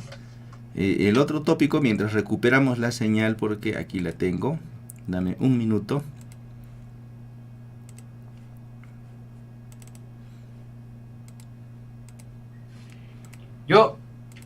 Listo, ya regresó la señal. Listo, continuamos. Entonces, me pediste 2 tópicos. El segundo sería relacionado al mismo tema. No todos los estudios llevan hipótesis y no todos los estudios llevan muestreo, porque también en el esquema rígido de la tesis dice título, justificación, marco teórico, hipótesis, objetivos, muestreo. Entonces el profesor les dice: ¿ya has calculado el tamaño de la muestra? ¿Has utilizado una fórmula para calcular el tamaño de la muestra? Y de pronto la tesis del alumno no es inferencial, entonces no necesita una muestra, no necesita calcular el tamaño de la muestra, porque no tiene la intención de estimar un parámetro de la población. Tú puedes decir, por ejemplo, Javier, el 31 de diciembre de 2019, en un hospital en Wuhan, China, habían 7 personas con neumonía atípica. Su evaluación resultó negativa para gérmenes comunes. ¿Qué características tenían esa población? Todos estaban hospitalizados, todos eran graves, todas eran personas mayores, todos cuando les tomaban su placa radiográfica aparecía vidrio esmerilado. Y creo que todos se murieron al final, porque eran casos graves. ¿Cuántos más habrían por otro lado que eran casos moderados, leves y otros asintomáticos? Entonces lo que nosotros estamos haciendo con esas 7 personas es describir o caracterizar el grupo afectado en ese momento para esa localidad, y esto no es inferencial.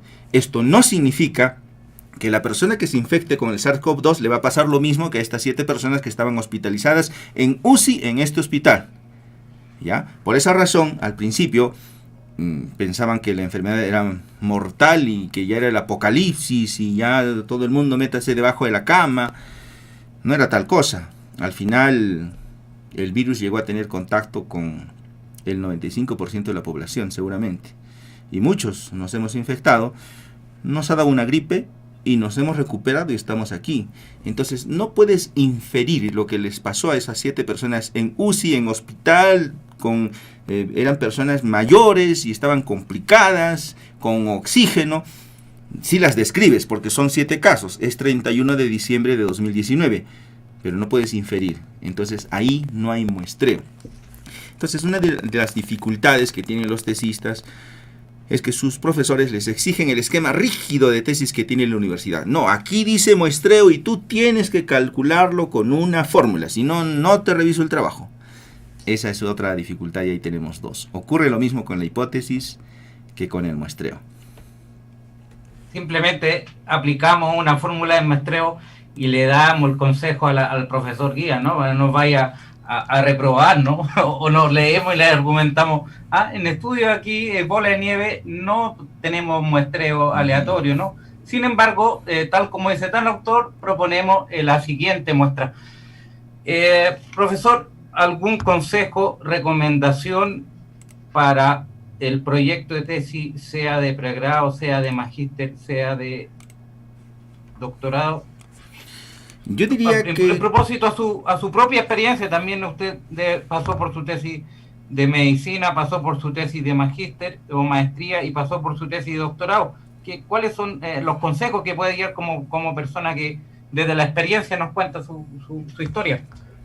Un trabajo de investigación cualitativo evidentemente responde a un esquema distinto a uno cuantitativo. Y un esquema para los estudios experimentales es distinto a un esquema de los diseños epidemiológicos, como lo son los diseños comunitarios de las ciencias sociales. Entonces, no hay un esquema rígido de tesis, más bien hay principios que tenemos que considerar al momento de elaborar nuestro proyecto, protocolo, plan de tesis. Algunos le dicen plan de tesis, protocolo, anteproyecto también he visto que le dicen. Bueno, el nombre es lo de menos, el hecho es que tú estás planeando algo. Y para construirlo, basémonos en los principios de la ciencia, no tanto en un esquema rígido. Sí hay que adaptarlo al esquema que nos da la universidad, a veces un poco incompatible con el trabajo que estamos haciendo. Tú puedes tener claramente un trabajo que no lleva hipótesis y no lo lleva porque no necesita. Puedes tener un estudio que no lleva muestreo, no lleva la fórmula y eso es posible que ocurra así. Tú puedes tener un estudio que no necesite instrumentos porque todos los datos los vas a recolectar de archivos, de registros. En la medicina es muy común hacer estudios del año pasado y sacamos las historias clínicas del hospital. Entonces, en estas historias clínicas encontramos pacientes con hipertensión, con fiebre, con sobrepeso, pero nosotros no hemos medido la temperatura, el investigador me refiero, no el tesista. El médico lo midió en su momento, la temperatura, no ha medido la presión arterial, el investigador, el tesista no está midiendo el índice de masa corporal, ya lo encontró todo registrado ya en las historias clínicas, en los documentos, en los datos, y ese tipo de recolección de datos se le denomina documentación. Entonces no podemos ser rígidos en un esquema, sí hay que considerar los principios, hay que dominar, Javier, lo que es una hipótesis, por ejemplo, hay que dominar lo que es muestreo, hay que dominar lo que es instrumentos y validación de instrumentos, y hay que dominar la prueba de hipótesis, ¿no? como herramientas que te sirven para armar luego tu proyecto de investigación.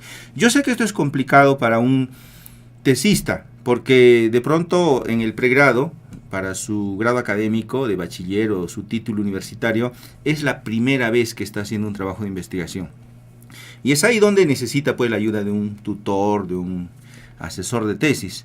Pero para un profesor universitario, para un asesor de tesis, para un jurado de tesis, evidentemente sí tiene que manejar todas estas herramientas con gran facilidad, con gran sencillez, para poder canalizar las ideas de investigación de los estudiantes y no obstaculizar, obstruir su intención investigativa que estén desarrollando en ese momento. Cuando me preguntan, profesor, ¿qué hago aquí en este caso? Yo le digo, ¿sabe qué? Le hace los textos. Yo me doy el tiempo, ¿no? Le digo, léate este artículo, y luego que haya leído, señor, me vuelve a contactar y yo con gusto le sigo orientando. Parece de pelo grullo, ¿no?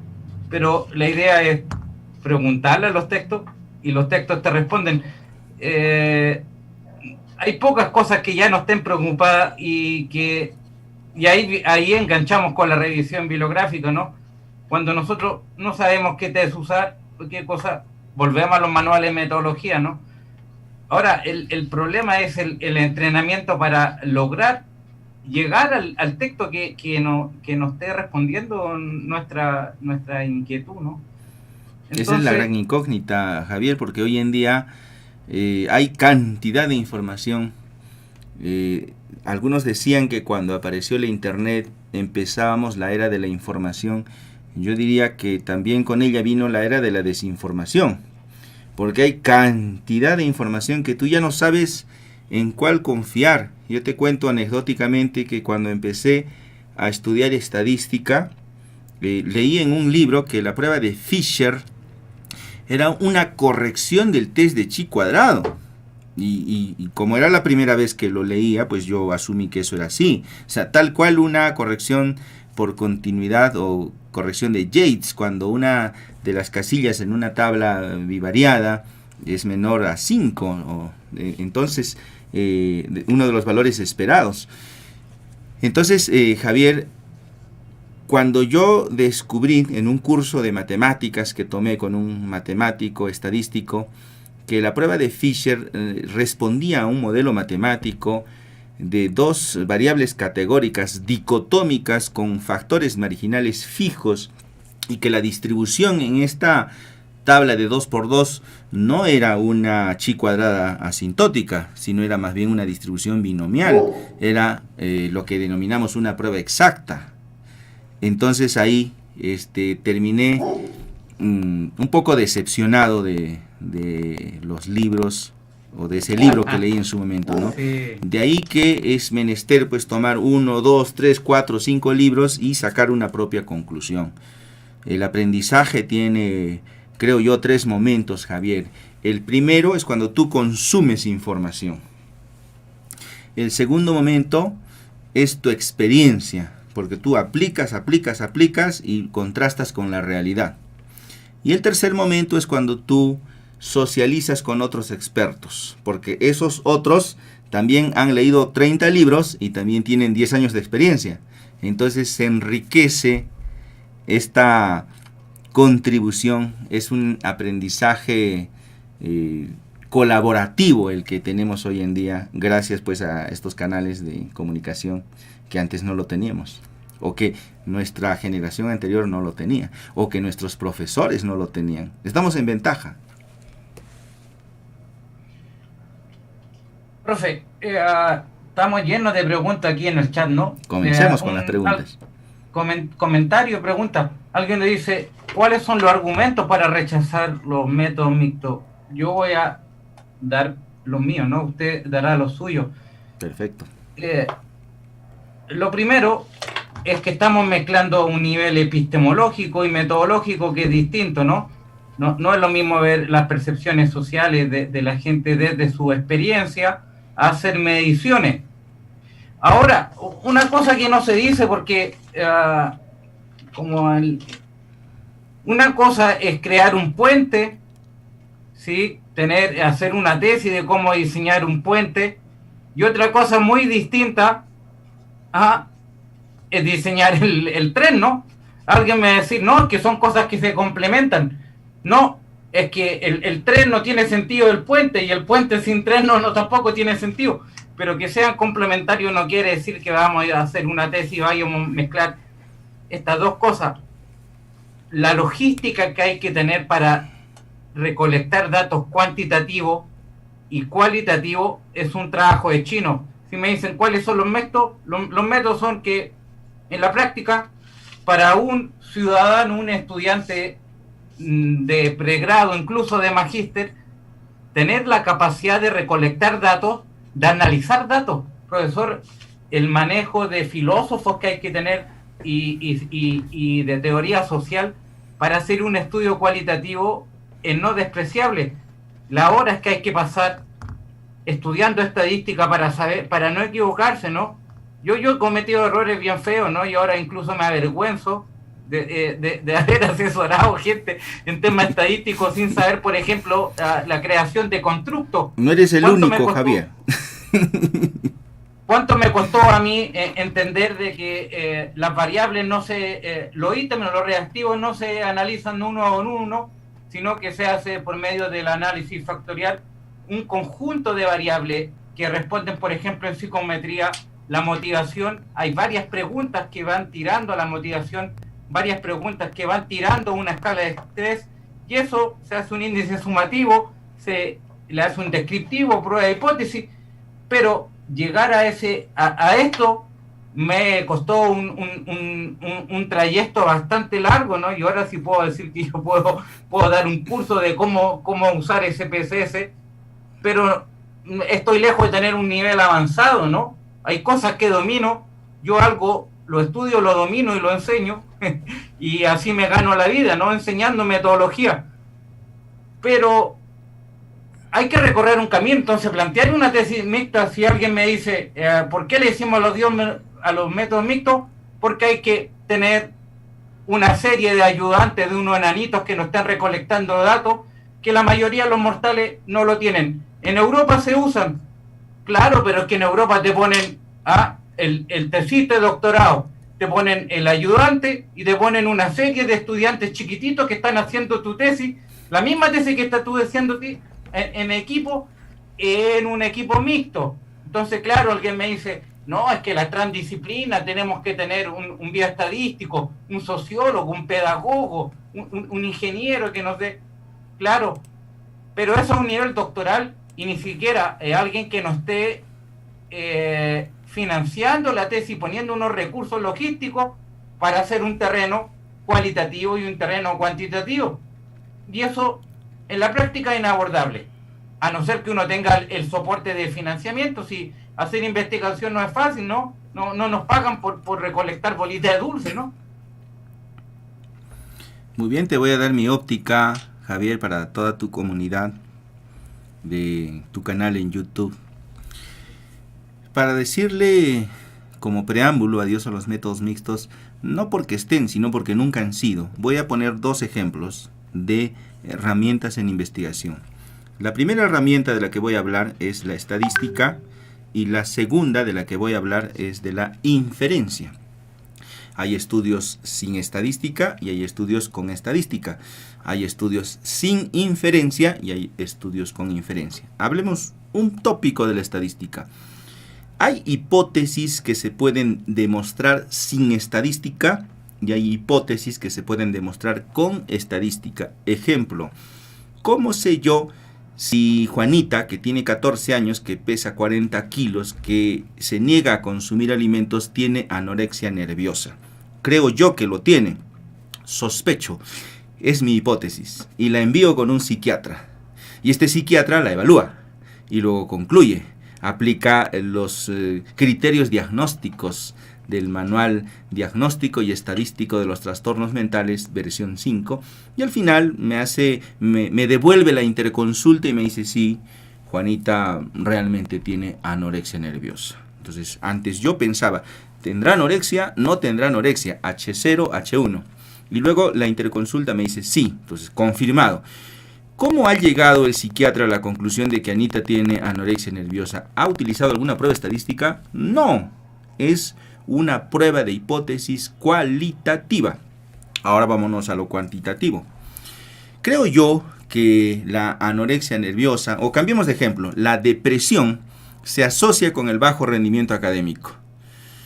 Ahora tengo que recolectar datos, tengo que ver si hay estudiantes deprimidos y no deprimidos, si hay alumnos que rinden bien y otros que rinden mal, hago mi tabla de 2×2, aplico chi cuadrado, y si este p-valor calculado es significativo, entonces llego a la conclusión de que sí, están asociados. La depresión se asocia al bajo rendimiento académico. Y también acabo de hacer una conclusión de una hipótesis, pero esta vez haciendo uso de la estadística como herramienta.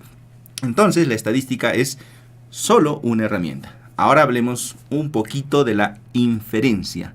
Hay estudios no inferenciales, incluso estadísticos, y hay estudios inferenciales. Nuevamente el ejemplo del COVID-19, 31 de diciembre de 2019, hospital en Wuhan, China. 7 personas con neumonía típica. Eran personas mayores, estaban en UCI, estaban muy graves, al final fallecieron. Y eso no significa que a todo aquel que se infecte por el SARS-CoV-2 se va a morir. Ese resultado de esas 7 personas no es inferencial. Nunca dijimos que lo fueran. Eso solo aplica a esas 7 personas. Pero ¿qué tal si nosotros queremos hacer un estudio inferencial? Como por ejemplo la tasa de mortalidad por infección de SARS-CoV-2 o enfermedad de COVID-19. Entonces hacemos un muestreo y hallamos un parámetro, un estimador que viene a ser el P, ¿no? En probabilidad, el P, sus intervalos de confianza, y decimos la tasa de mortalidad del COVID-19 es 2% más menos 0,5. Ah, eso es un cálculo matemático, eso es el uso de la estadística para luego hacer inferencia. Entonces, cuando alguien se infecte por SARS-CoV-2, la probabilidad de que tenga un resultado de óbito es del 2%, ¿no? Es un ejemplo nada más, no estoy diciendo que lo sea. Entonces, ahora mi estudio ya es inferencial, ¿no? Entonces, puse en principio un ejemplo de una hipótesis sin estadística, la anorexia nerviosa, y luego una hipótesis con estadística, la depresión y el rendimiento académico. Luego hemos hablado de la inferencia, el estudio no inferencial, 7 personas hospitalizadas en China, Wuhan, 31 de diciembre de 2019. Y luego el estudio inferencial, donde coges todos los datos que hay acerca de la infección por SARS-CoV-2 y encuentras la tasa de mortalidad, 2% más menos 0,5. Ahora sí, este resultado es inferencial. Entonces, tanto la estadística como la inferencia son solo herramientas para la investigación científica. No podemos hablar de investigación cualitativa e investigación cuantitativa e investigación mixta, porque entonces también deberíamos hablar de estudios no inferenciales, estudios inferenciales y estudios mixtos. Y hay 30 herramientas más en investigación científica. ¿Cuáles son los mixtos? Es la pregunta. Aquí Kevin nos pregunta, está egresando y tiene que por la pandemia tiene que hacer una tesis bibliográfica. Hay dos caminos, ¿no? Si uno va a hacer algo cualitativo, se denomina estudio documental, y en estudios cuantitativos se llama metaanálisis. Cuando se encuentren con la palabra metaanálisis, es que vino un tipo, recolectó diversos estudios cuantitativos o encuestas y ve ciertas constantes en los hallazgos. ¿Cómo se hace? También tiene una metodología. No es que sea teórico porque vienen unos teóricos y se rascan la barba, ¿no? Esto se operacionaliza, ¿no?, en un cuadro, y te dicen, cierto estudio, primero hay que explicitar. Y aquí va un consejo para Kevin. Uno dice, nos metimos a la base de datos tanto, se revisaron 100, 200, 300 papers académicos publicados en esta base se hizo de diciembre del 2020 a marzo 21, se encontraron 200 artículos, tampoco, ¿no? 60 quizás, no sé cuánto tiene la capacidad de leer el amigo Kevin, y se explicita ciertos estudios tratan tal tema, ¿sí?, y llegan a las siguientes conclusiones. Otro grupo de estudios trata tal tema y llega a las siguientes conclusiones, así con los siguientes grupos. Y en base a eso, usted redacta categorías, redacta conclusiones en base a consensos y disensos en base a la revisión bibliográfica. El nombre es revisión bibliográfica sistemática. Y esa es la diferencia entre la revisión bibliográfica del marco teórico y le agregamos sistemática porque usted está haciendo una metodología bastante técnica, es decir, bastante acotada, y está leyéndose 30, 60 artículos y contando, argumentando cuáles son los puntos de vista, disensos y disensos. No sé, profesor, qué consejo le puede dar a Kevin que quiere hacer una tesis bibliográfica. Dentro de la investigación cualitativa hay varios diseños. Una de ellas es esta revisión. Hay otros como, por ejemplo, el estudio de los estilos de vida, que conocemos como el estudio etnográfico. Tiene su propio esquema, ¿no? Cualquiera de ellos en realidad podría ser válido para una tesis, ya sea de pregrado o posgrado. Yo recuerdo una anécdota de un compañero mío, en su momento estudiante de medicina, hoy ya médico.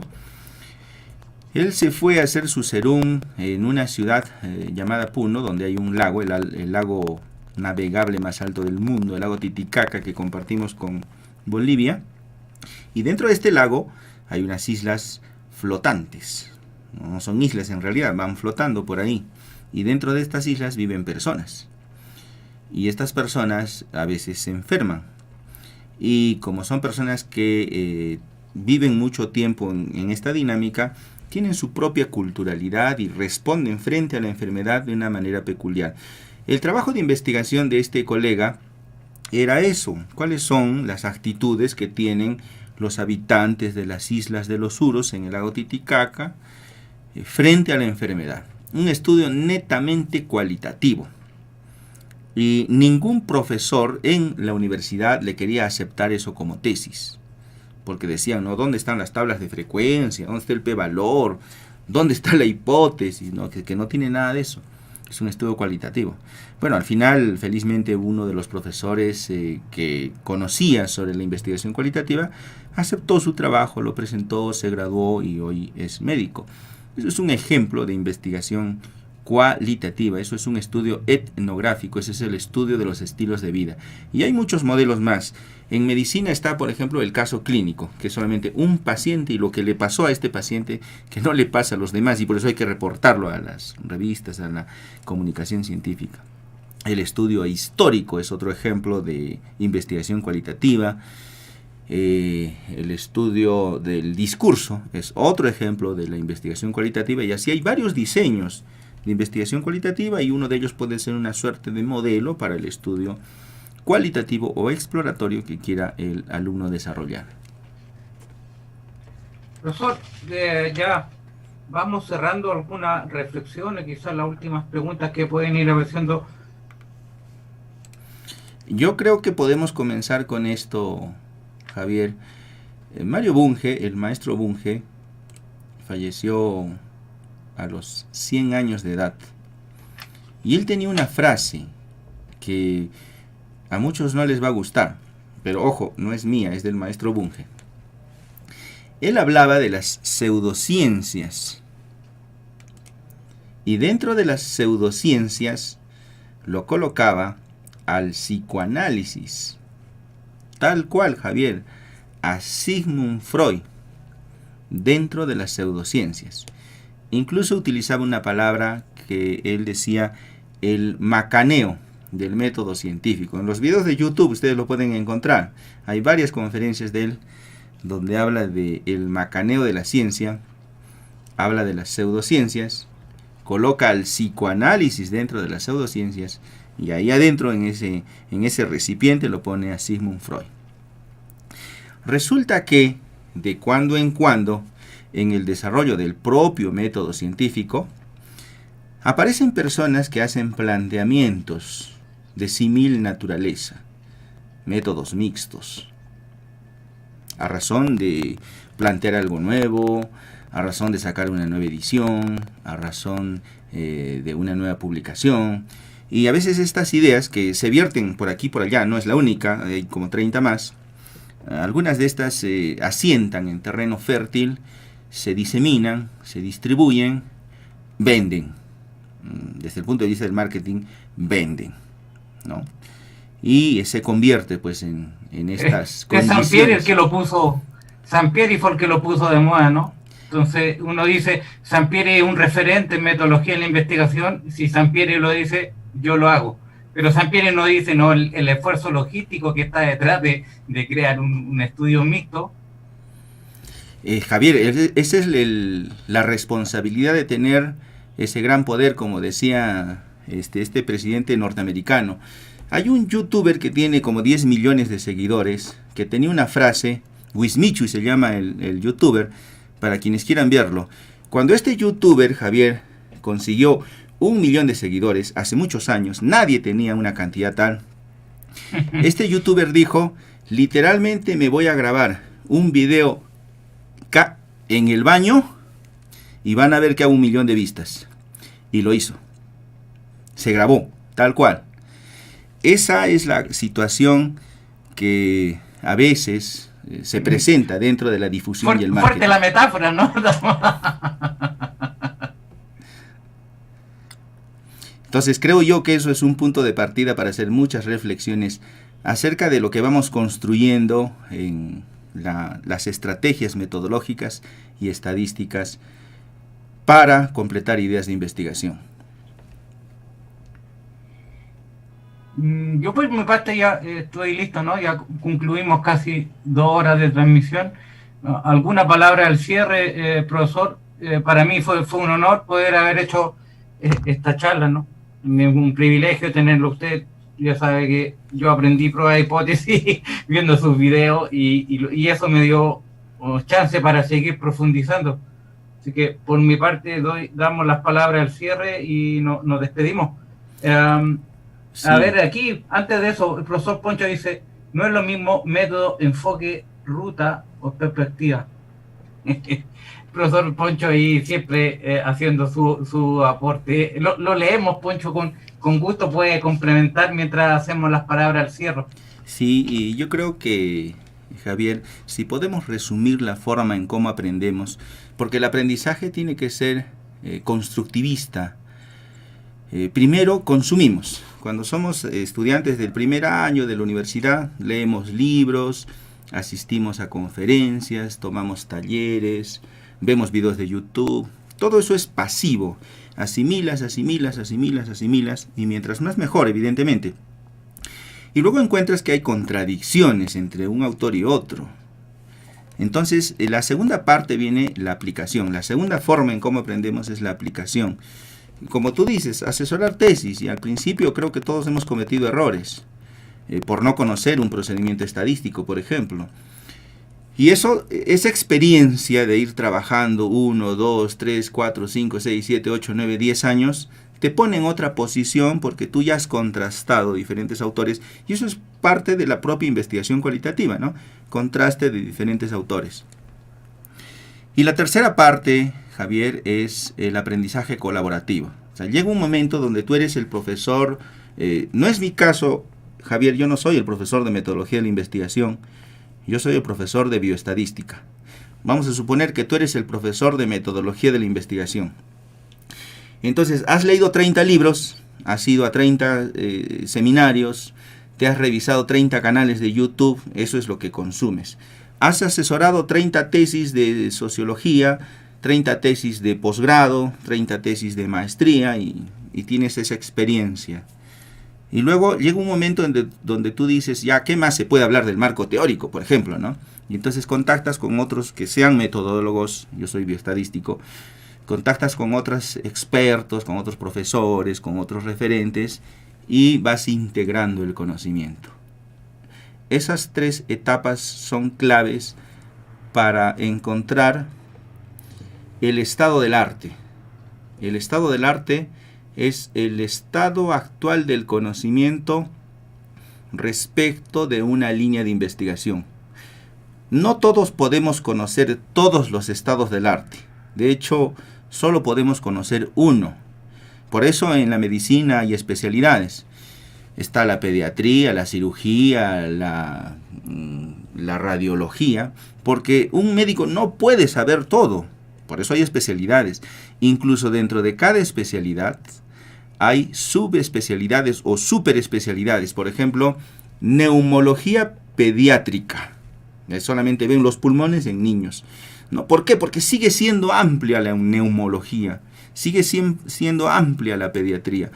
Entonces es ahí donde uno tiene que poseer una línea de investigación, que en mi caso es el análisis de datos aplicado a la investigación científica en salud, lo que me obliga a leer libros de metodología, evidentemente, y compartir algo con los colegas, pero esencialmente, como aparece aquí en la descripción, este es mi canal en YouTube para quienes quieran visitarlo, www.youtube.com/bioestadístico, donde comparto procedimientos analíticos aplicados a la investigación científica, los más comunes, porque evidentemente cada estrategia tiene un propio esquema.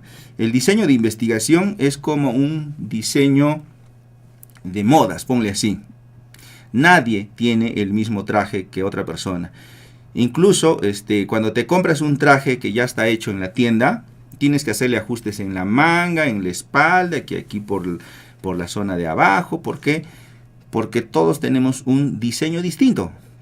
Entonces, Hay tantos procedimientos estadísticos como ideas de investigación se nos ocurran. De allí la necesidad de profundizar, de conocer, de revisar y de ir esquivando también, ¿no?, estas situaciones que decía Mario Bunge, el macaneo de la ciencia. Hay que revisar algunos contenidos que tiene Mario, muy interesantes el maestro Bunge, que ha vivido 100 años y que creo yo que el que piensa va a vivir tanto.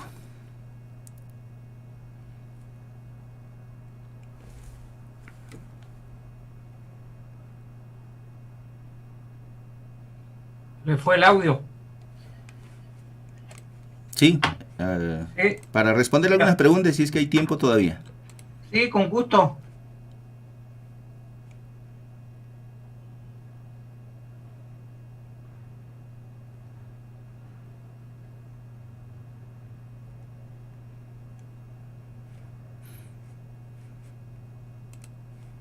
Sí, si hay preguntas todavía, Javier, que podamos plantearlas, comentarlas.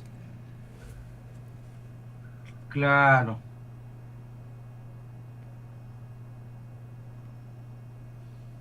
Me da la sensación que se acabaron las preguntas. Yo ya daría por cerrado la charla. Nos despedimos. Gracias por haber conectado. Voy a seguir haciendo una ronda, ¿no?, de conversaciones, tertulia académica.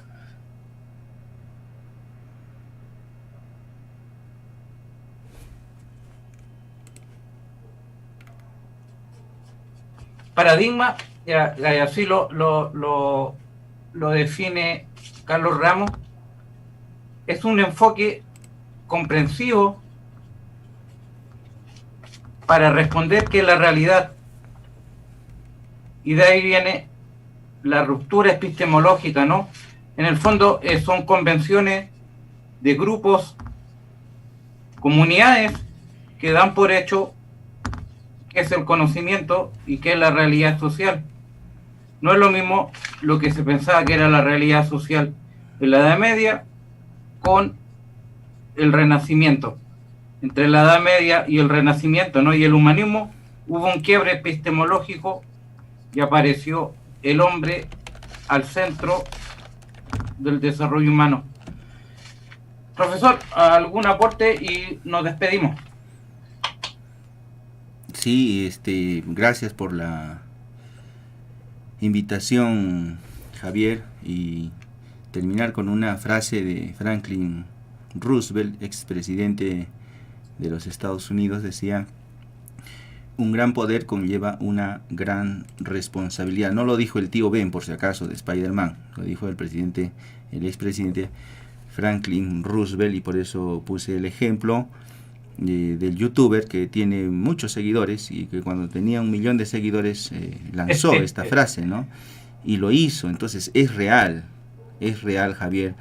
Tú tienes muchos seguidores en internet y eso conlleva una gran responsabilidad. Creo que de allí nace la necesidad de poder seguir aprendiendo. Nunca terminamos de aprender.